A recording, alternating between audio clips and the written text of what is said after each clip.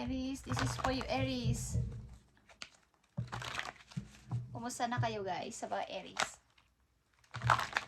Para to sa inyo, Aries. Ngayon ay September 11. At kung hindi to ma-upload today, baka bukas na, pero September 11 to guys. Okay sa inyo. Tingnan natin na inyong message na dapat din yung malaman today sa mga Aries. Aries, this is for you. Okay.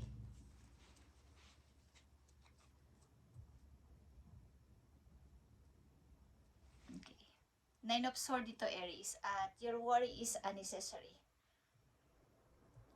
Focus your thoughts on the outcome you desire. Release feelings of regret and guilt. Okay, sa mga nagre-regret pa dyan na Aries is, tigilan nyo na yan guys. Wala nang, kapag tama na yung mga mumukmok at tama na yung paglulungkot ng mga worries. Release the feelings. Isang message dito po you, Aries. Ano ba nangyayari sa mga Aries na nandito sa reading? Okay, kayo ay ilan sa inyo dito ay mayroong silent treatment na ginagawa sa sarili. This time, natin guys. Aries, ang inyong sitwasyon. Ito man ay sa pag-ibig o sa inyong sitwasyon sa buhay, may asawa, buhay, pamilya at sa inyong sarili mismo. Tingnan natin. Para sa Aries.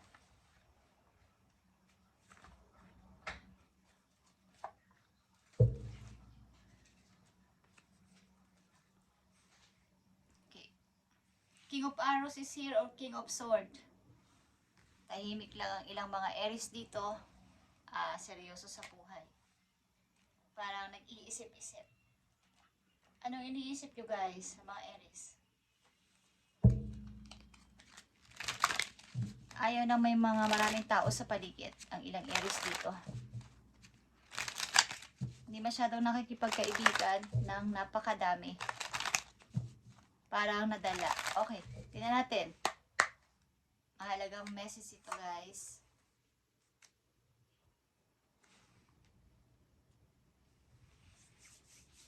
Okay, tingnan natin. Ang unang message for you.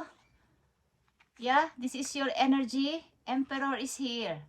Stability and efficiency. Taking charge of a situation.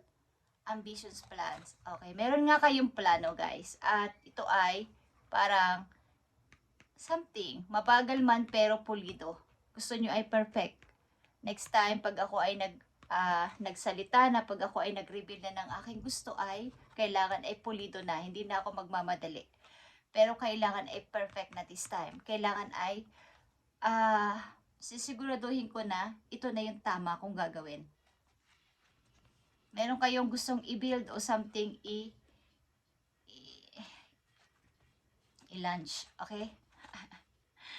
Ito ang inyong energy guys. Una pa lang na message sa inyo ay ang inyong energy. About ito sa kaperahan na inyong iniisip.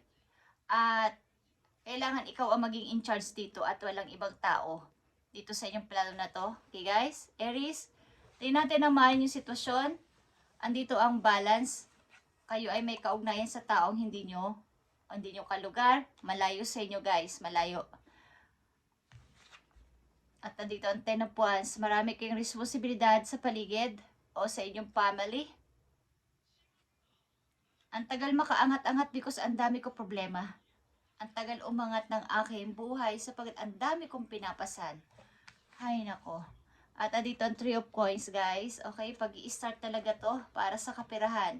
So kayo ay may plano. Maybe talaga sa ikakataas ng inyong money. At ito inyong pinag-iisipang mabuti. Andito ang outlet. You have found the right way out. Okay? Parang meron na kayong naisip bigla na ito yung gusto kong gawin na talaga. At nandito ang grounding, guys. Stability ulit ito and security, growth and endurance. Okay, about ito sa inyong stability o sa inyong kapirahan na inyong iniisip ngayon at maaaring sa practical na pamamaraan at maybe meron kayong napagtanto. Parang nakikinig na kayo sa inyong sarili. Nagkaroon kayo ng kaliwanagan. Okay?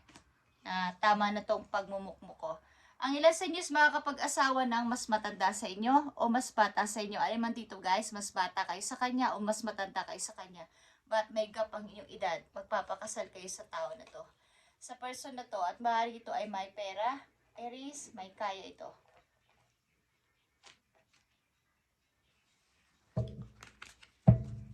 Tingnan natin ang message sa inyo, guys. Paalala man to, oh. Para sa Aries to. Thank you. Queen of Swords is here. Andito din ang King of Swords at ito ang Queen of Swords para sa inyo, guys. Amores. Sign that someone is looking at you with great love and longing. Okay? Alam nyo ba yung amores kapag siya sabihan ng isang tao ang amores. Okay. Ibang lengguwahe ang inyong karelasyon maybe at ito yan sa malayong lugar. At maaaring ito ay sobra-sobra ang pagmamahal sa inyo. Andito din ulit ang King of Swords. Okay? Mayroon ditong King and Queen of Swords. Pareho kayo ng person na to ng katangian. Pareho kayong may practical na desisyon sa buhay at pareho kayo ng mga vision. Okay. Maaring in love ka sa person na to at in love kayong dalawa. Okay. Meron ditong bride. Okay guys. At kasasabi ko lang kayo magpapakasal. Mga Aries nandito sa reading magpapakasal sa taong inyong minamahal. At maaaring ito ay may money. At may gap ang inyong edad. The bride ensures for a single person the fulfillment of their highest aim when near. Okay? Magpapakasal kayo sa taong may gap ang edad sa inyo, guys. At ito ay maaaring mag-ahango sa inyo sa meron itong money. Makakatulong ito sa inyo. At ang mga nandito message sa inyo ay stability and efficiency, stability, and security. Dalawa itong person na magkatulad ng vision, pareho kayong practical mag-isip sa buhay. At this time, gagawin nyo to ng may pagka-practical sa ilang Aries na nandito sa reading. Dati kasi pinapairal o napairal nyo ang inyong emotion. Okay? Lumalabas ang love dito, swan. Swan is love. Dalawang tao nagmamahalan ito. Magkaroon kayo ng limitasyon sa mga taong lapit na lapit sa inyo, Aries, at natanggal ang inyo. Pag nawawalang energy nyo sa mga tao na to sa pag-i-entertain sa kanila. Magkaroon kayo ng limitasyon at matuto magsabi ng no pag ayaw nyo. Para sa mga Aries, tingnan natin ang message for you. Andito ang horse. Okay, horse, guys. At ito ay yung freedom. Iyong freedom.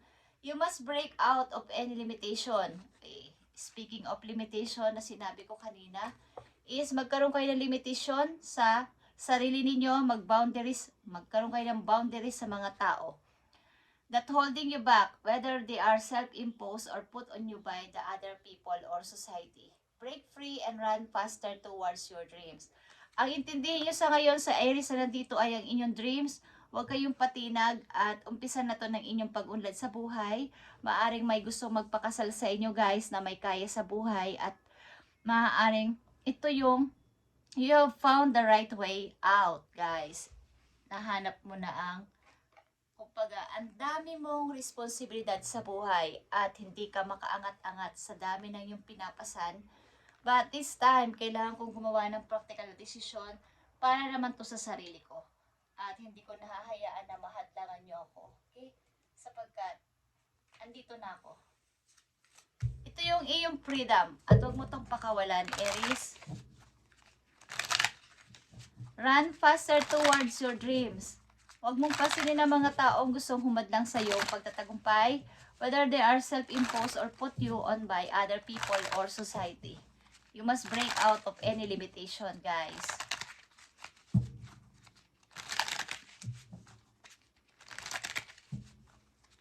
andito ang balance at maaaring may dealing kayo sa water or fire sign, guys. At Aquarius is here. Ang katulad mo ding Aries ay nandito. Okay. Sa energy. At Libra. Okay. Tingnan natin, Aries. Ang message para sa iyo sa financial and sa iyong career. Tingnan natin. Andito ang denial or no. Salitang no. What are you refusing to see, Aries? It's better to live in a truth than in a lie. Perhaps you are insisting that reality be something is not. If you've been faking it to make money, it's time to take off the mask. Okay, guys. Maaring marami kayong pinapalagpas na mga opportunity at nagkakaroon kayo ng denial. Something, may mga sinasabi din kasi ang isang word na white lies. Okay, guys, na kung mabuti naman ang intention nyo sa isang inyong balak, sa inyong plano, sa inyong balak is, kumbaga, yun yung sinasabing white lies. Pwede magsinungaling ang isang tao kung ikakabuti ng nakakarami. Pwede magsinungaling ang isang tao kung ikakasama ng iba. Okay? Merong mga ganong bagay. Okay, guys, at what are you refusing to see?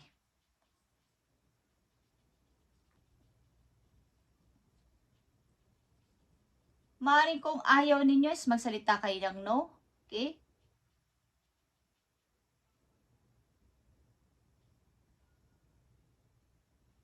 Maaaring itong inyong karelasyon na to ay maraming tutol. Okay? Sapagkat may money. May pera ang person na to. At andun yung salitang pera lang ang habol mo sa kanya. O wala ka namang pag-ibig sa kanya. Okay? May ganun kasi. Para sa isang practical na desisyon is maaring may mga taong ganito ang tingin sa iyong pagdedesisyonan, okay? But this time, ito yung gusto ko. Ito yung mangyayari sa akin sapagkat tama na yung pagbibigay ko ng mga oras ko sa nakakarami at this time, yung sarili ko naman ang susundin ko. Okay, your money is flowing in quickly. Aries, only you live just as fast. Only to live just as fast. Ibig sabihin nun, okay? Kumbaga, itong financial na to na papating sa buhay mo ay napakabilis lang. You've experienced many financial highs and lows. There are fast changes regarding money or an unexpected turn in your finances. Okay. Kumbaga, yung paparating na pera sa'yo na hindi mo ina-expect naman na yun ay para sa'yo o papunta sa'yo, but natanggap mo o marireceive mo, ay bigyan mo ng halaga at wag mo basta-bastahin na gastusin sa walang anong paraan. Kumbaga sa walang katuturan. Bigyan mo to ng halaga para magkaroon ng yung pangarap mo ay matupad mo. Okay? May mga paparating sa inyong pera na hindi nyo inaasahan sa mga areas na nandito at maaaring ito ay ikakagulat mo. Okay? But ito ay napakabilis lang na mawawala kung hindi mo ito bibigyan ng pagpapahalaga. Okay? Maaaring may kinalaman dito ang taong iyong mamahalin at magkakagusto sa'yo. Guys. At maaaring ibang lingwahe ang ginagamit ng person na to, ibang wika ang ibig ko sabihin, hindi mo, ibang lahi ito. Hindi mo to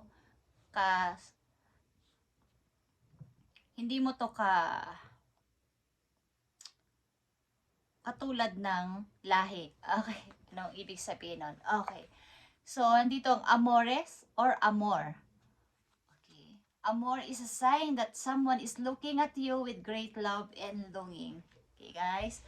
Alam mo, pagsasabihan ka ng amor, hindi ko alam ibig sabihin ng amor, but in sweet words, guys. Thank you, guys. Thank you, Aries. At ito inyong reading. Sa una pa lang ay ito ng inyong energy ang lumabas at ito ay patunayan mo. Okay, maging in charge ka dito this time. Ikaw ang mag-decide dito. Okay, ikaw ang mag-decide dito as Emperor. Ikaw ang mag-decide sapagkat ito ay para sa'yo. Something ito ay build, something ito ay may itatatag ka, maibibuild ka para sa iyong sarili naman this time. Thank you, Aries, and God bless sa iyo at sana magtagumpay ka dito. At kung magkapakasal ka, sana maging maayos ang inyong pagsasama at maging kumbaga mag-grow at maging masaya kayo. At kung magkapera ka at darating ng pera to sa iyo ay ingatan mo to na mabuti at magkaroon din ng limitasyon sa mga taong lapit na lapit sa iyo. Nauubos nilang yung energy at maaaring hindi totoo ang mga pinapakita nila sa iyong mga pag sa harapan mo ay hindi. Sa pagtalikod mo iba. Okay, sa harapan mo ay okay, pagtalikod mo ay iba. Okay guys, so ikaw lang ang napapagod sa pag-entertain sa kanila.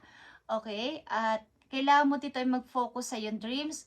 Run faster toward your dreams. Huwag mo intindihin ang mga taong ito, okay, meron kang limitasyon dapat sa kanila. Thank you Aries and God bless sa inyong lahat.